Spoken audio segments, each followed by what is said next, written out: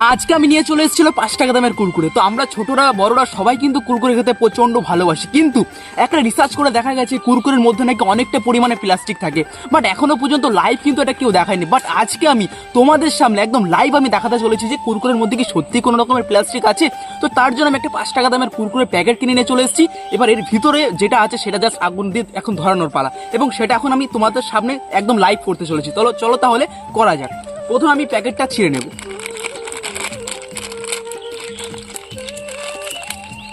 তো দেখতেই পাচ্ছ এখানে কিন্তু একদম রিয়েল কুরকুরে আছে, এখানে কিন্তু আমি কোনো রকমের ফেক মেক কিছুই দিইনি। এবার চলো তাহলে সে আগুনের মধ্যে দেওয়ার ফলে আমি জানি না এটা কি হবে, বাট এখনো পর্যন্ত আমার যা মনে হচ্ছে হয়তো কিছুটা পরিমাণ প্লাস্টিক নিশ্চয় আছে। তো চলো দেখা যাক, কাছে নিয়ে আসো।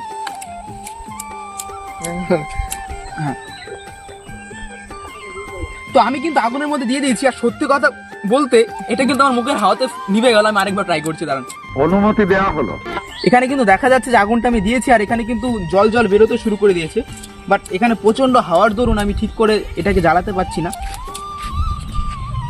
এখানে এই মাঠে প্রচন্ড হাওয়া, তো হাওয়ার দরুন আমি দাঁড়িয়ে জিনিসটা ঠিকঠাক করে জ্বালাতে পারছি না, কারণ এখানে বিরাট জোরে হাওয়া বইছে। বা চলো তাহলে নিচে করা যায়।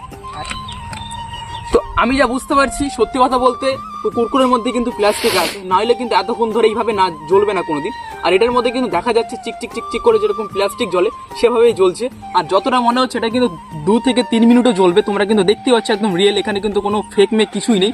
এখনো পর্যন্ত কিন্তু এটা জ্বলেই যাচ্ছে। এই সাইডটা কিন্তু এখনো পুরোটাই ফাঁকা পাট, এই সাইডটা এখনো পর্যন্ত জ্বলে যাচ্ছে, তোমরা দেখতেই পাচ্ছ। তো তোমাদের আমি একটা কথাই বলবো, 5 টাকার জিনিস হলে কি হবে, বাট এটার মধ্যে কিন্তু অনেকটা পরিমাণে প্লাস্টিক আছে। জানি না এটা প্লাস্টিক না কোনো ক্যাপিঙ্গাল, বাট এটা আমাদের পেটের পক্ষে অত্যন্ত খারাপ। তো একটা কথাই বলবো, এই জিনিসটা খাওয়ার থেকে বাড়িতে 1 গ্লাস জল খাবেন বা 1 গ্লাস শরবত বানিয়ে খাবেন, অনেকটা বেটার। তো এটাই জাস্ট, এটার মধ্যে অনেকটা পরিমাণে প্লাস্টিক আছে, যা বোঝা গেল। এই দেখুন, আমি এটাকে করছি, এই দেখুন পুরো একদম ছাই, পুরো ছাই।